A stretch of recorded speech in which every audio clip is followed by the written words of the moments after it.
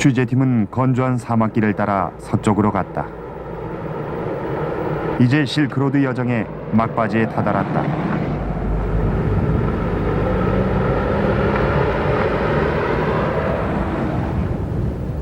최종 행선지는 머나먼 서쪽 마을 카슈가르를 경유하는 파미르와 중국 접경지대다.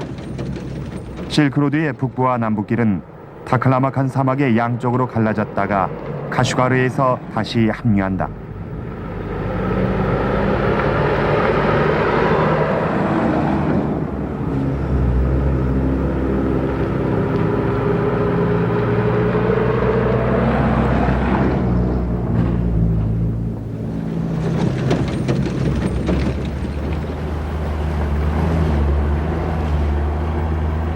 카슈가르는 수도 장안에서 거의 3,700km 떨어져 있으며 과거엔 이 지역을 오는 데만 꼬박 1년 이상 걸린 머나먼 길이다.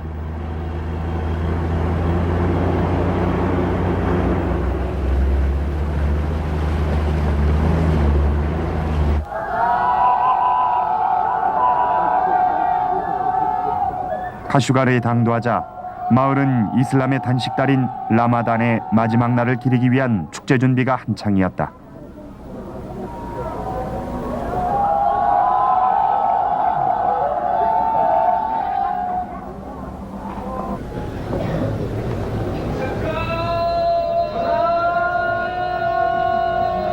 여긴 서쪽 대지를 통틀어 최대의 회교 사원이며 신도들로 가득 차 있었다. 라마단의 마지막 날에 열리는 축제는 회교도들에게 매우 중요한 행사며 먼 곳에서 많은 이들이 기도하러 모여든다.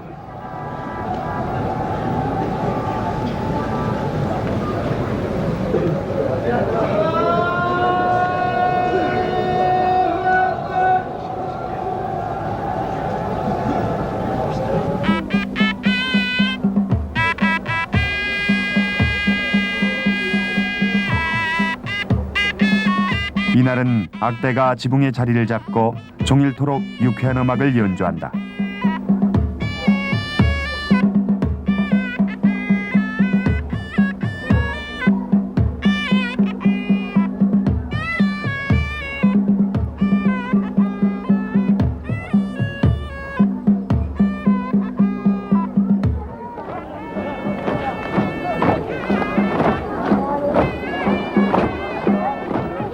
사원 앞의 넓은 광장에서 사람들이 춤을 추기 시작했는데 여자는 사원 출입을 못하며 기혼녀들은 공석에서 춤추는 게 금지돼 있기 때문에 남자들만 있었다.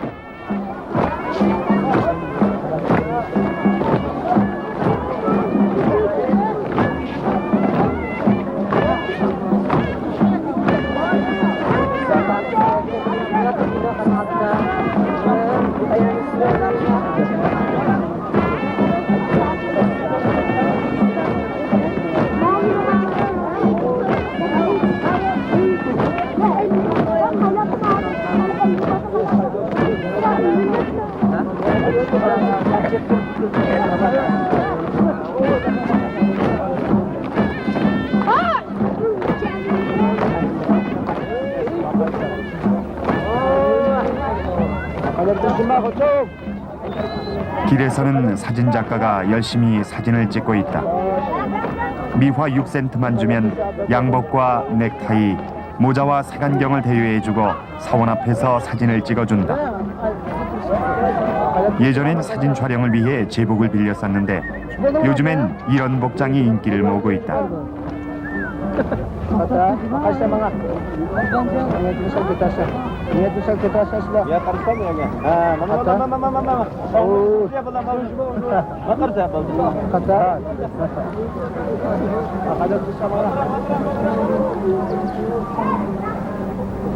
카슈가르의 인구는 20만 정도이고 위구르인이 대다수를 차지하며 이 중 70%가량이 회교도들이다.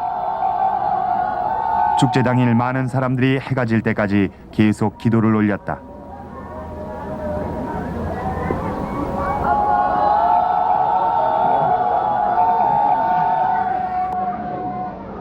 원래 불교 신자들이었던 카슈가르인들은 10세기경에 회교로 개종했다.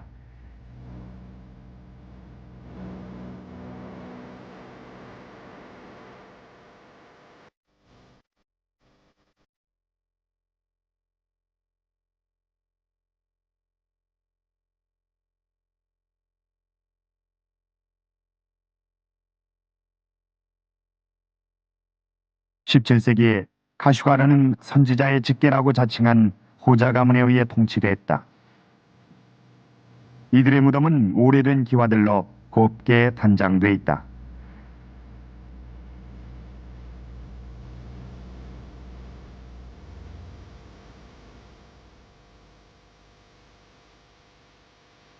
가슈가르란 명칭은 실은 고운 기와들의 도시란 뜻이다.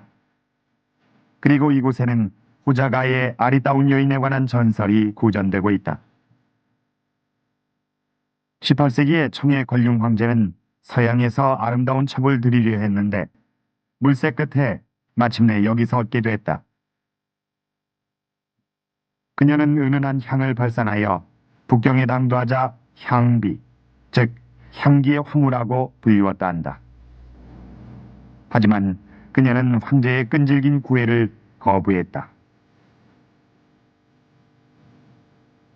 그녀보다 서열이 높은 황후는 그녀를 증오한 나머지 황제가 출타 중인 어느 날 그녀를 해치려 했는데 지독한 외로움을 앓던 향비는 아무런 저항 없이 죽어갔다.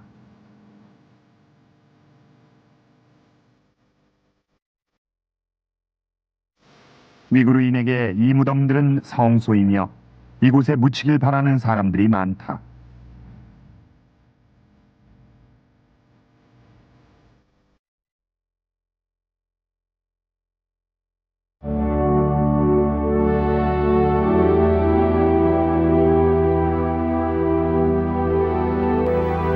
실크로드가 개통되기 전인 2000년 전 가슈가르 오아시스는 소르국이라 불리웠다.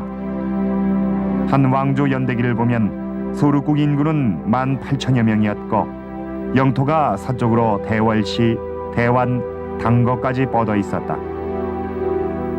대월시는 오늘날의 사마르칸드이고 옛 실크로드의 다른 장소들은 현재 러시아와 아프가니스탄에 있다.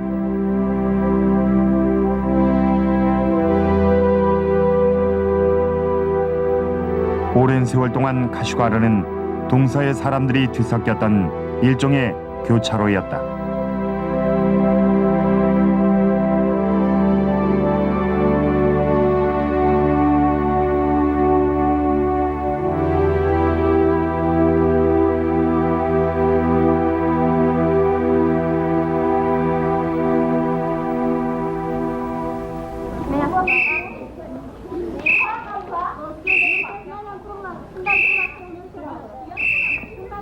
취재팀은 소수민족의 아이들을 위한 유치원에 들렀다. 아이들은 여기서 위그루어 읽기와 쓰기, 그리고 간단한 세임을 배운다. 남자아이들과 여자아이들은 각각 운동과 가사를 배우기 시작한다.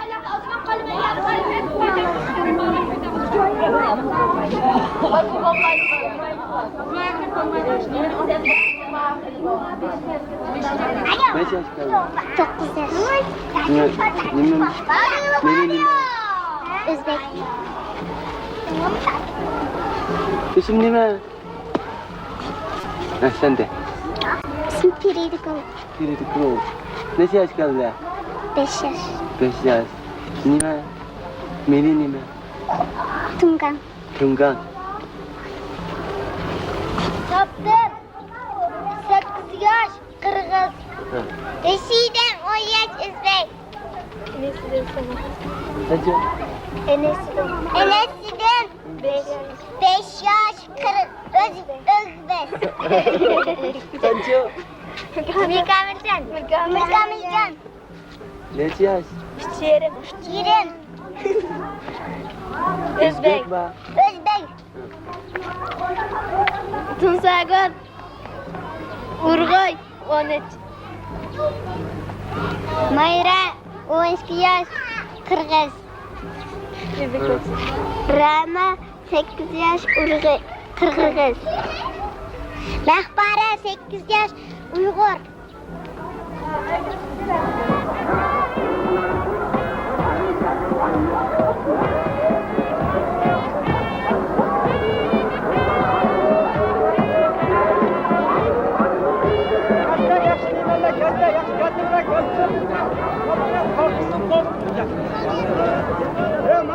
마을엔 세 개의 상설 시장이 있다. 크기가 2, 3m에 불과한 작은 점포들이 거리에 질비하게 늘어서 있으며 노점들도 많다. 일요일엔 노점들이 마을 전체에 빼곡히 들어서는데 채소, 가정용품과 식료품을 취급하는 가게에서는 상인들의 소리로 떠들썩하다. 카슈가르 시장들은 2000년 넘게 명성이 자자하다. 한 왕조 연대기에 기록돼 있을 정도로 카슈가르는 이미 이때부터 동서양의 상인들로 붐볐던 듯하다. 도시의 한 모퉁이엔 장인들의 작업장을 겸한 가게들이 있다.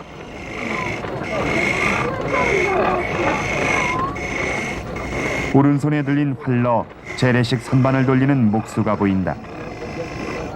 요람의 장식봉을 만들고 있는데 재료는 이곳 오아시스 부근에서 풍성하게 자라는 백양과 뽕나무 목재를 쓴다.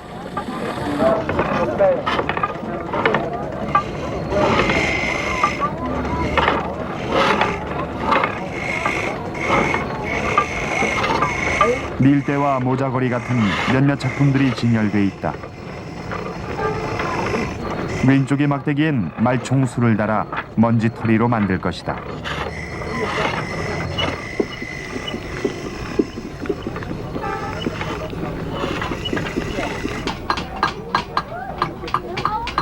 금속공은 구리 판금으로 단단한 물병을 제작 중이지만 요즘은 구리보단 알루미늄이 더 많이 사용된다고 한다.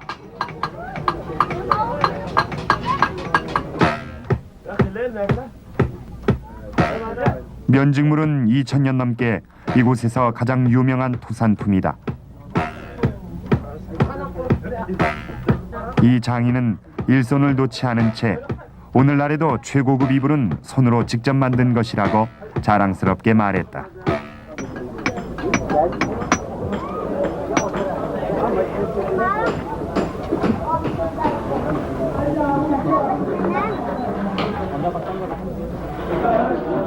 이 뒷골목에는 항상 이상한 소리와 냄새로 가득 차 있다. 이 보석상에선 금은 세공이 이루어진다. 서양 여성들은 대개 보석을 좋아해서 각종 액세서리로 몸을 치장한다.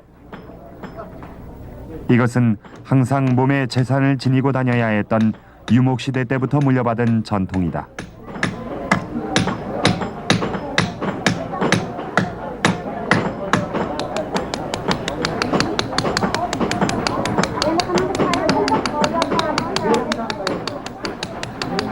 이 붉은 보석이 정확히 무엇인지는 아무도 모르지만 무려 120달러에 판매된다고 한다.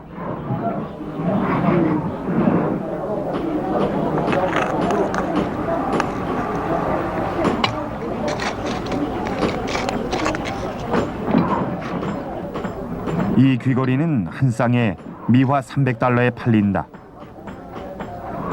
하지만 소비자가 보석 재료로 동전을 가지고 오면 반값에 살 수 있다. Aşk kılıvatkan işlerindeki en ters iş nime dedi. Hadise müşrik kılıvatkanlık ya. Biz 자가likның aşk adat kılavlığın kıslar. 이 노인은 40년 넘게 보석 세공에 종사해 왔으며 뒤에 있는 아이는 장차 그 뒤를 잇게 될 것이다. 진정한 장인처럼 이 노인은 자신의 작품에 결코 만족하는 법이 없다. 그리고 이 노인은 민속악기를 전문적으로 제작한다.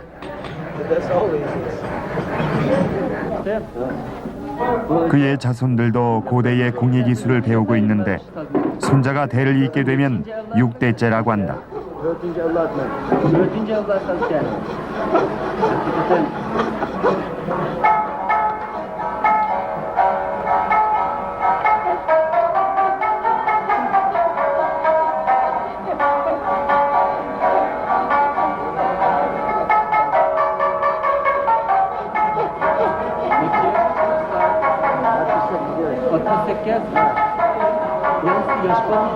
이런 민속악기를 잘 만들려면 적어도 10년은 좋게 걸린다.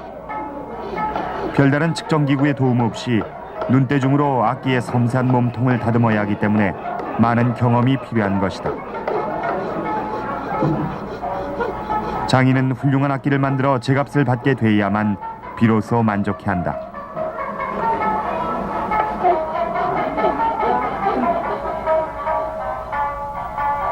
마르코 폴로는 여행 중에 카슈가르에 들렀다가 이렇게 기술했다.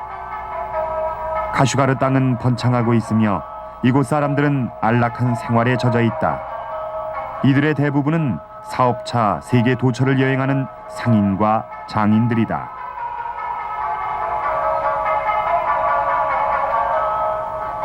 카슈가르는 그 뒤로도 별로 달라지지 않았다.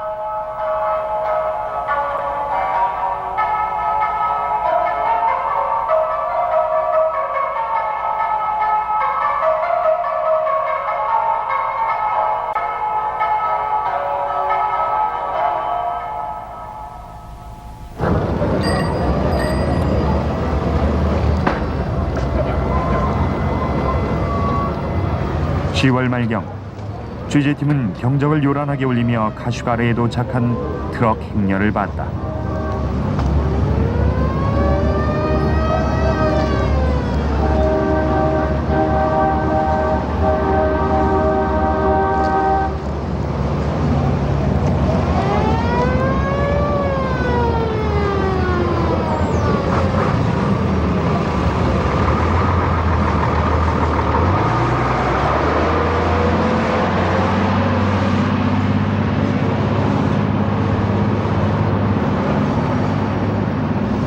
이 트럭들은 파미르고원 저편 파키스탄에 소재한 카슈미르 지방에 귀속된 기르기티에서 왔는데 기르기티의 토산물을 가득 실은 이 트럭들은 파미르고원을 가로질러 나흘간 700km나 달려왔다.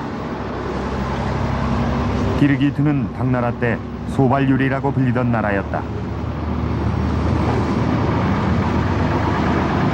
도로는 만들어진 지 겨우 11년밖에 안 됐는데 그전엔 낙타를 이용해서 카슈가르와 거래했었다고 한다.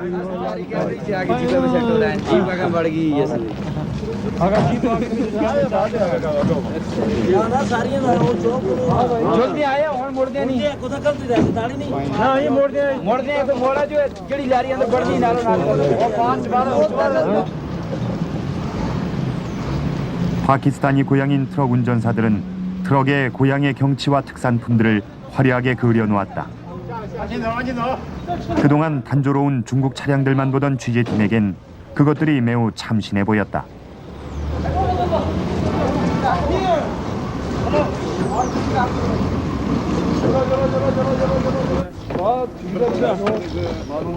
기르기트와 신강 위구르 자치구 간의 교역은 모든 것이 물물 교환으로 이루어진다.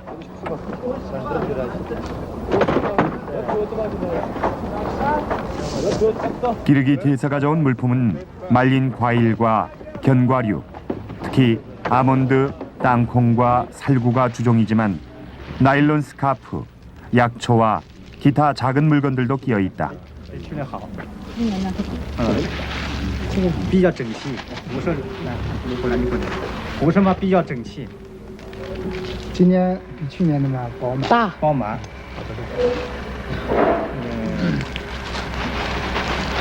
就是有些潮湿。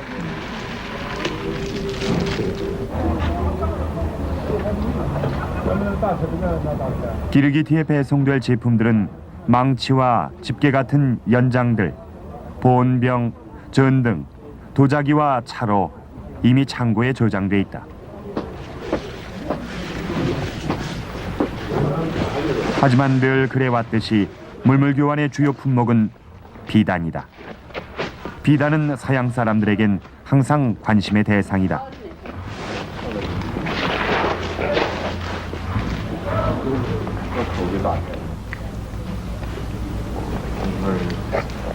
Fine. Fine.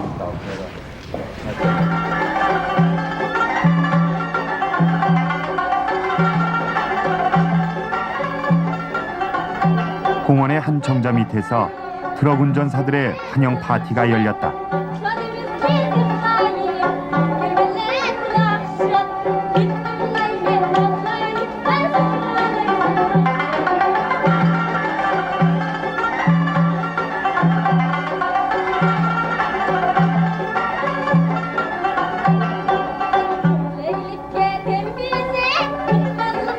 Başım bize, şirketlere, 지금 이들이 춤추면서 부르고 있는 것은 검은 눈의 카슈가르 미녀들에 대한 민요다.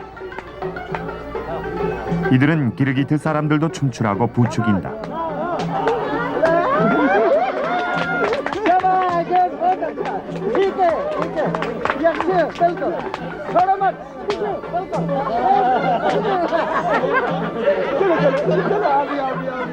두 남자가 우스꽝스런 춤을 추기 시작한다.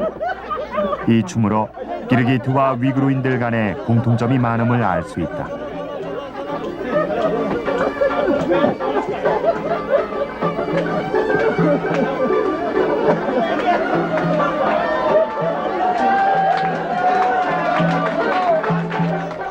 (1300년) 전 이 트럭 운전사들처럼 중국의 한 고승이 파미르 고원을 넘어왔다.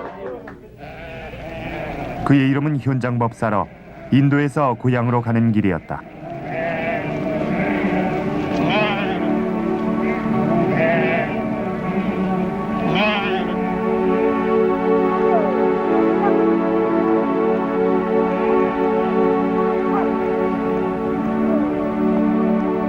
현장법사가 이곳에 들렀을 때 여러 개의 절을 발견하고 이곳 주민들은 모두 불교 신자들이라고 기록했다.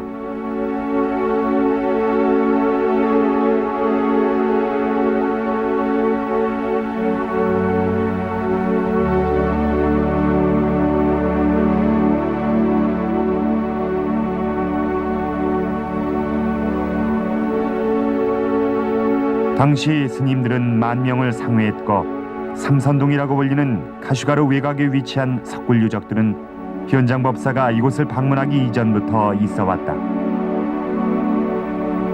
이곳은 중국에 남아있는 가장 서쪽에 있고 가장 오래된 석굴로서 기원전 2, 3세기경에 지어졌으며 돈황석굴보다 역사가 깊다.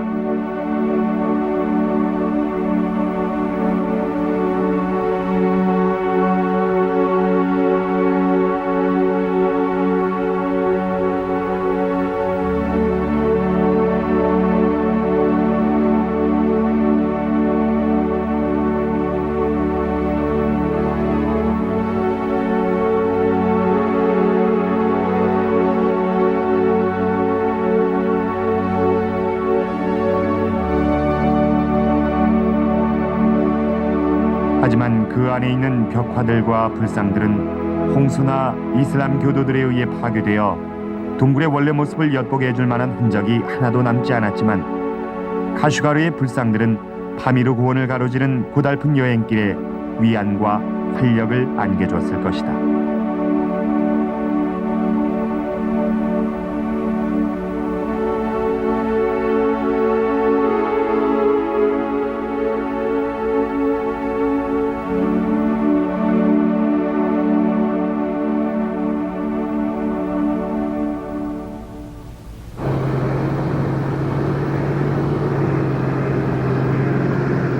취재팀은 그 옛날 현장법사가 지났던 길을 따라 서쪽으로 향해 파미르 고원으로 가는 길에 진입했다. 옛부터 이 길은 카슈가르에서 시작해서 타슈구르간 오아시스를 통과하는 것으로 돼 있다.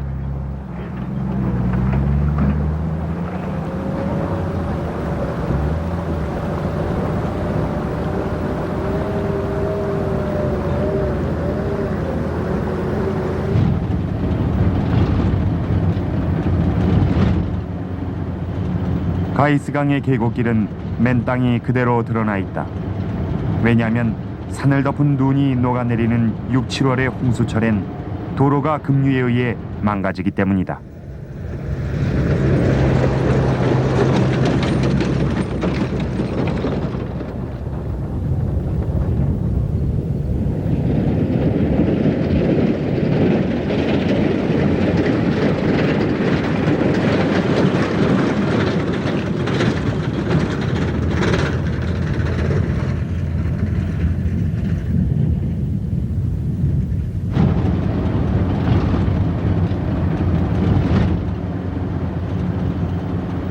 그래서 이곳은 1년 내내 낙석의 위험이 따른다.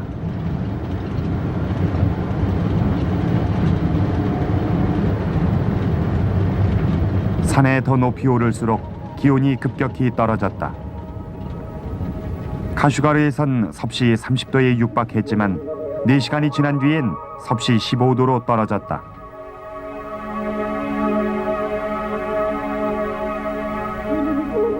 취재팀은 길에서 양치는 기르기트 유목민들을 만났다.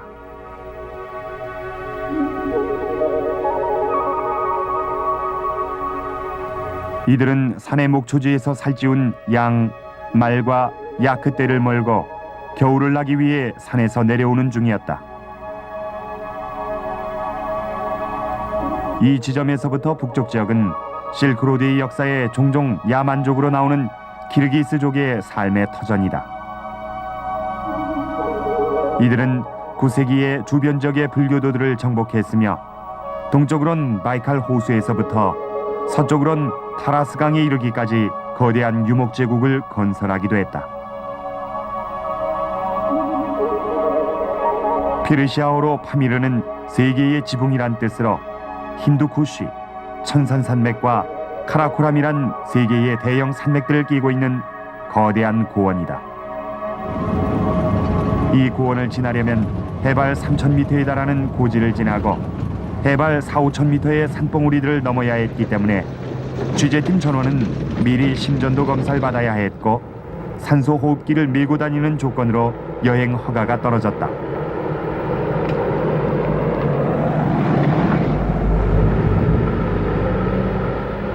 고대 중국에선 파미르 고원을 홍링이라 불렀는데 중국인들은 이 고원이 동양과 서양을 가른다고 믿었다. 한나라 시대의 연대기엔 이렇게 적혀있다. 크고 작은 두통과 고열에 시달리면서 산과 언덕들을 넘으면 독가스의 방출로 인해 구토 증세를 보이며 그 결과 열병을 앓고 안색이 창백해지며 당나귀들마저도 고통받는다. 옛날엔 파미르 고원을 지나는데 꼬박 한 달이 걸렸다고 한다. 현장 법사가 특히 많은 고생을 겪은 곳도 이곳이다. 강도에게 습격당하기도 하고 동행해주던 상인들에게 버림도 받고 코끼리들은 등에 소중한 경전들을 짊어진 채 늪에 빠지기도 했다고 한다.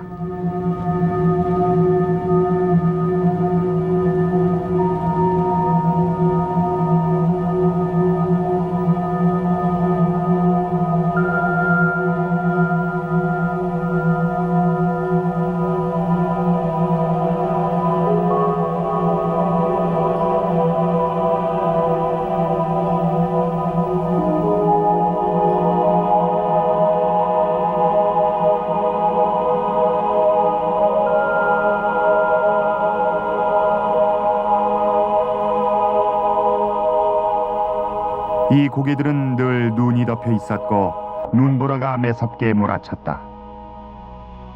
취재팀은 현장 법사의 옛날 발자취를 따라가다가 고도 5,000m의 고지에 도달하게 됐다. 이만한 고도에선 공기가 너무 희박해서 숨을 쉬기가 힘들며 많은 사람들이 두통을 겪는다. 또한 물도 제대로 끓지 않으며 사람들은 식욕도 잃기 쉽고 낙타와 말도 별 쓸모가 없게 된다.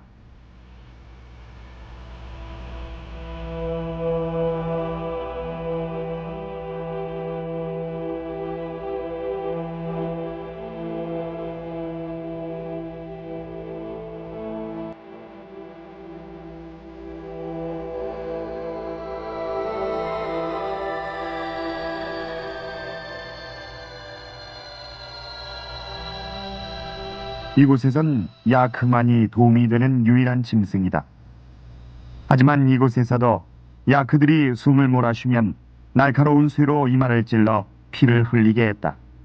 아마 혈압을 조금이라도 낮춰주기 위해서였을 것이다.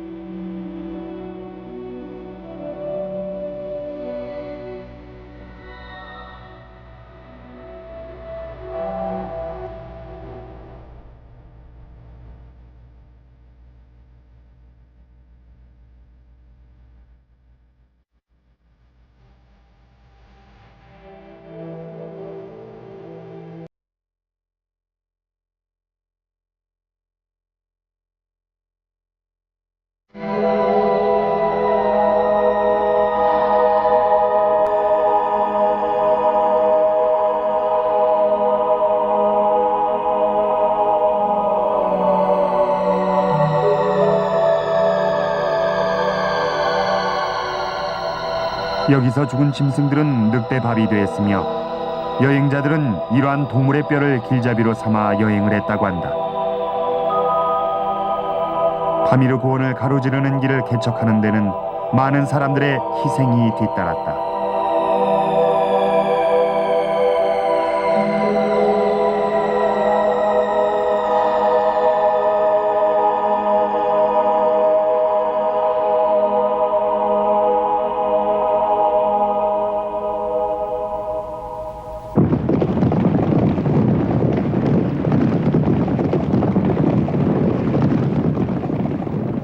파미르 고원 한복판에서 취재팀은 소총을 든 기마대와 맞닥뜨리게 됐다.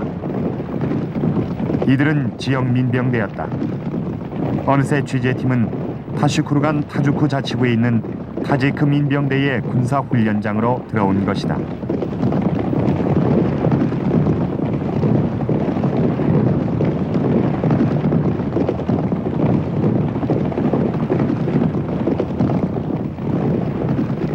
이 자치구는 삼면이 러시아, 아프가니스탄, 파키스탄에 둘러싸여 있다. 아프가니스탄 내전이 시작된 뒤로 전쟁 도발로 비치는 것을 피하기 위해 민병대는 공포탄 사격도 할 수 없다.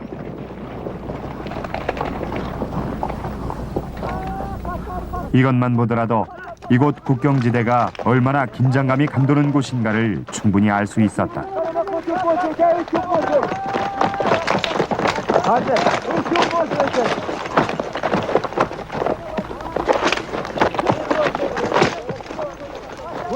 병사들은 코가 길고 이목구비가 뚜렷했으며 취재진이 실크로드 여정에서 여태까지 접해온 사람들과 사뭇 달랐다. 이들의 외모는 완전히 서양적이었다. 게다가 타지크 사람들의 언어는 인도 유럽어족에 속한다.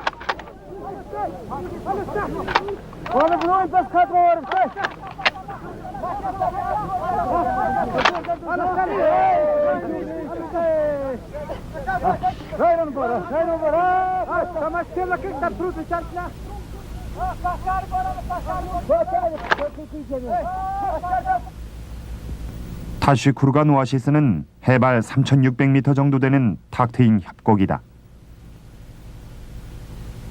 마을의 변방엔 거대한 고성이 있다.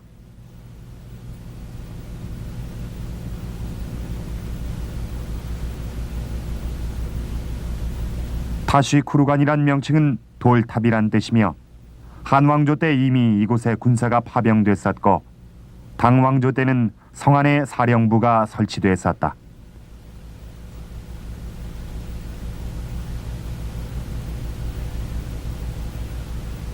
왜냐하면 이곳은 서방과 맞선 중국의 전초기지였기 때문이다.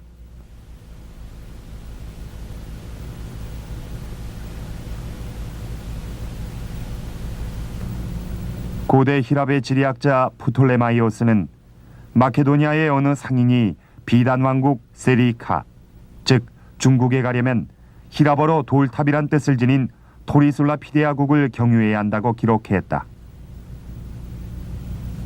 많은 히랍 상인들은 한과 당왕조 시대에 페르시아인들이 편성한 대상들에 끼어 이 길을 지났을 것이다.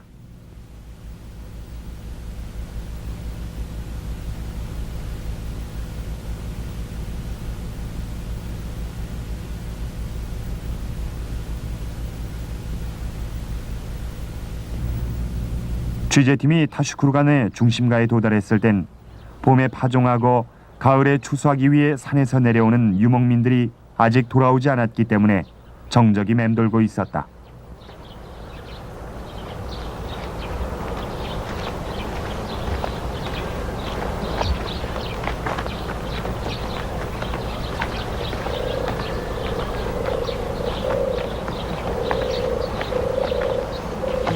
현장 법사는 인도에서 고국으로 돌아가는 길에 여기서 20일 동안 쉬면서 마을의 건설에 관한 전설들을 많이 썼다.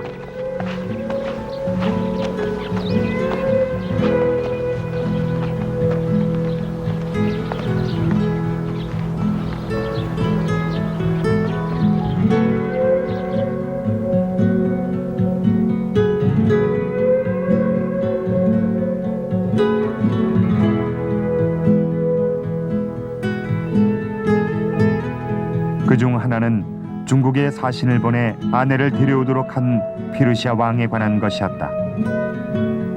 사신은 공주를 데려왔지만 파미르그 원에서 전쟁이 한창인 것을 본 사신은 산 꼭대기에 있던 탑에 공주를 가둬두고 주야로 지켰다. 전쟁이 종식되자 다시 여정에 오른 사신은 공주가 임신한 사실을 알고 혼비백산했는데 공주의 시녀가 태양신이 공주를 매일 보러 왔었다고 얘기해 줬다.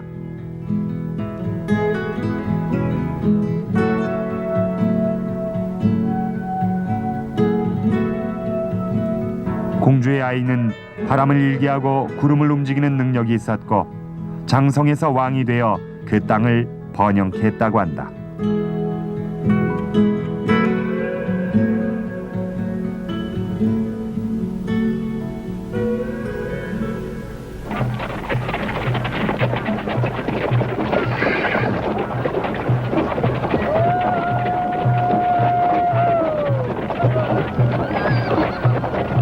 취재팀은 타슈쿠르간에서 80km가량 떨어진 와차에서 치러진 결혼식을 촬영했다.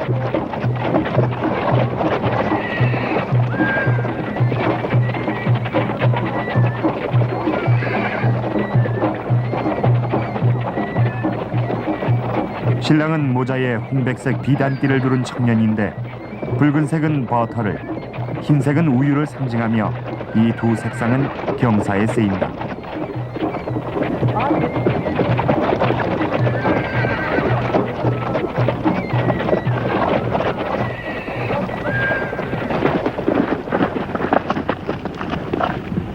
겨우 20살인 신랑은 결혼식이 치러지고 나서 사흘 뒤에 예비 신부 집에 들른다.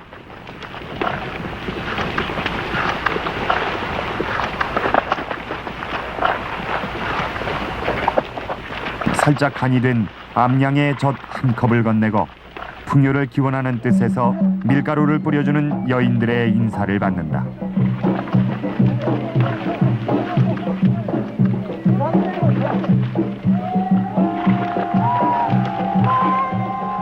이들은 신랑의 들러리들도 같은 식으로 맞이하지만 장인이 집안으로 초대했을 때 말에서 내리는 사람은 신랑뿐이다.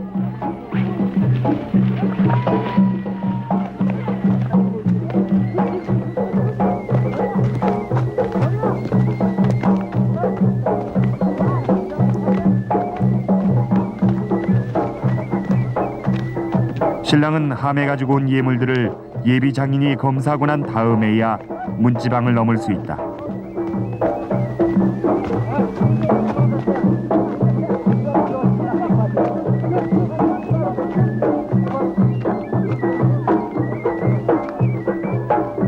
집은 햇볕에 말린 벽돌로 건조됐고 땅으로 약간 내려앉았다.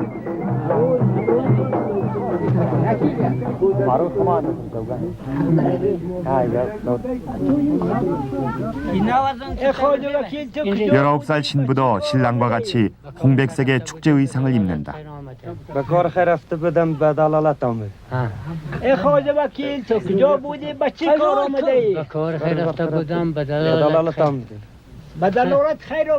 마을 노인들은 신랑 들러리들과 말을 주고받고 청년이 온 용건과 예비 신부를 행복하게 해줄 수 있는지를 묻는다.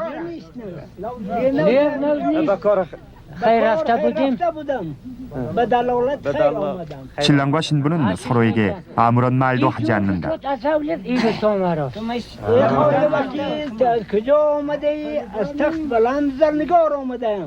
من منتظر زبانتم اخراج وکیل قافل منشین برای کار آمدم من رفته بودم برای این بقا هم سنت مصطفی هم فرض اله بر آدم بر نو خلیل 노인은 코란 구절을 인용하고 행복한 신혼부부를 축복해준 다음에 암양의 저주로 컵을 가득 채운다. 들러리는 신랑에겐 오른손으로 신부에겐 왼손으로 음식을 권유한다.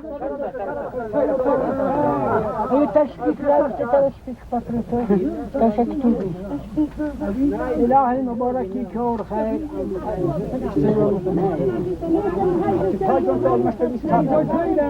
이 젊은 한 쌍은 어릴 적부터 알고 지내온 사이다.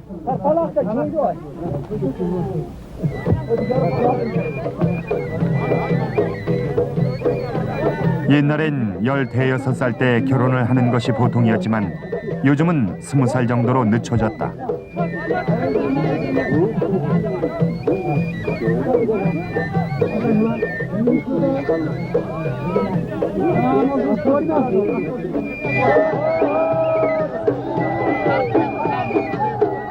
밖에선 벌써부터 축제 분위기에 젖어서 춤을 추고 있는데 마을의 모든 사람들이 초대를 받았다.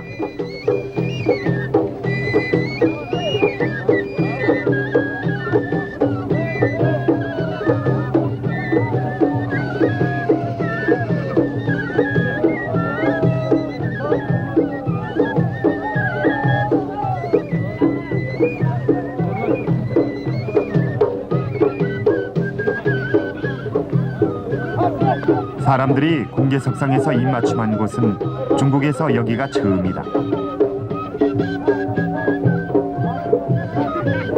이 젊은 부부는 본가의 신혼 살림을 차리고 살아갈 것이다.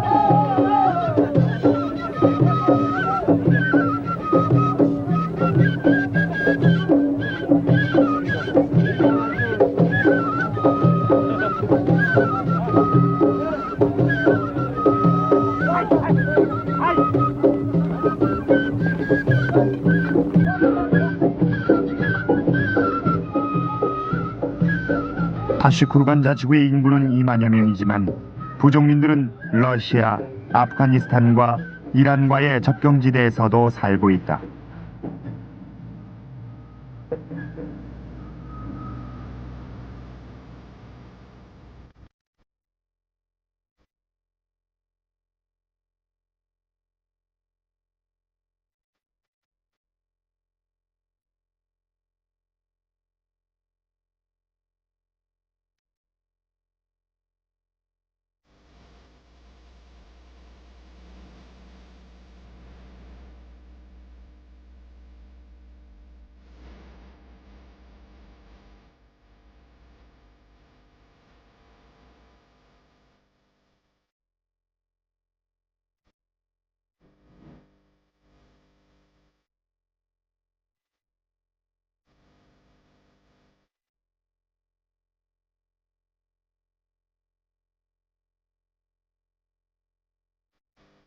파키스탄과의 국경선 부분은 타슈쿠르간에서 약 130km 떨어져 있었다.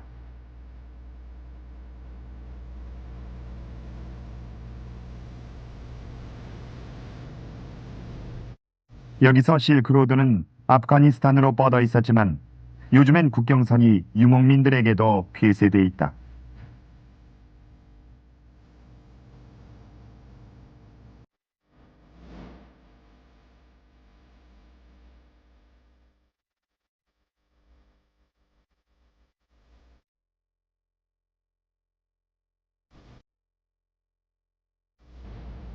국경선을 표시한 돌이 고도 4,943m에 있는 고개에 박혀 있다. 여긴 눈이 소복히 쌓여 있지만 인적은 전혀 없다.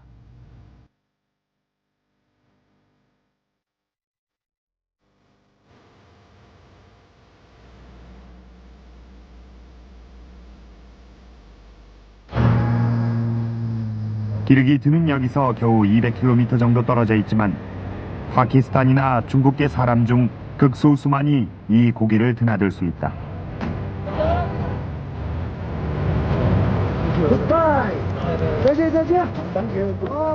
이제 이곳을 떠날 시간이 다가왔다.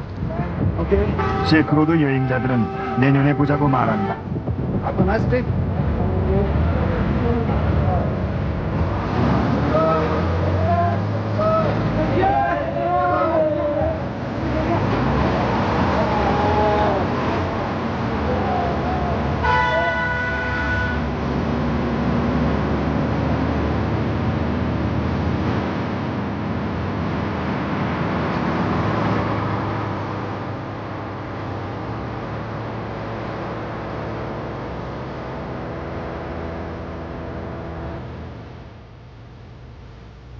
그리고 실크로드는 페르시아와 로마까지 이어져 있다.